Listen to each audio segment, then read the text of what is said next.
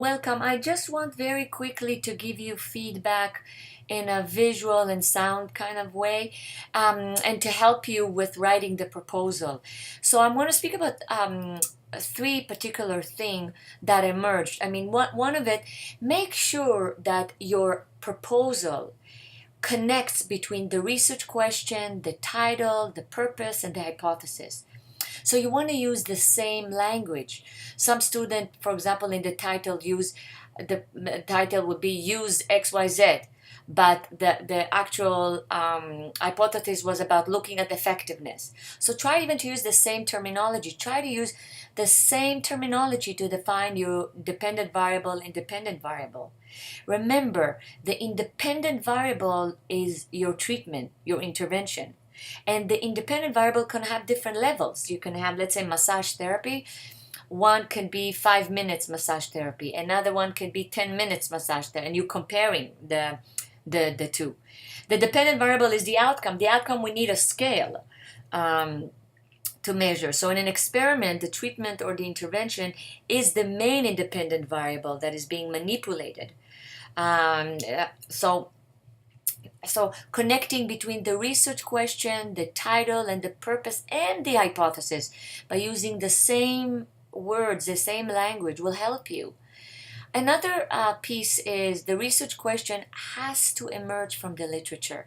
You know, if you selected, for example, variable, massage therapy, and anxiety, your literature review had to speak about what is the massage therapy? What do we know about that? 5 minutes better than 10 minutes? Are we speaking? What kind of anxiety? Are we speaking about performance anxiety, anxiety disorder? What kind of anxiety? How we define anxiety? So you need to kind of the literature has to justify your independent and dependent variable, and it has to really articulate the gap and say, you know what? This particular intervention was not existing or is missing this. And also the literature review has to speak about the method. Some of you did a good job about that, but you need to justify your method. So the literature review really justify the research questions and your method, and all of those elements, the research question, the purpose, the hypothesis, the literature review, also when it's connected, it's also speak about rigor. And we did rigor last week. So very quickly, just quick, some students did it, some didn't. Remember, hypothesis and quantitative research, we have a null hypothesis when there's no relationship, and an alternate hypothesis. That the alternate hypothesis says that one that states that there is a statistical significance between the two variables. So just remember that when you're describing your null hypothesis. And theory. Many students use several theories, which I think it's okay, it's fantastic.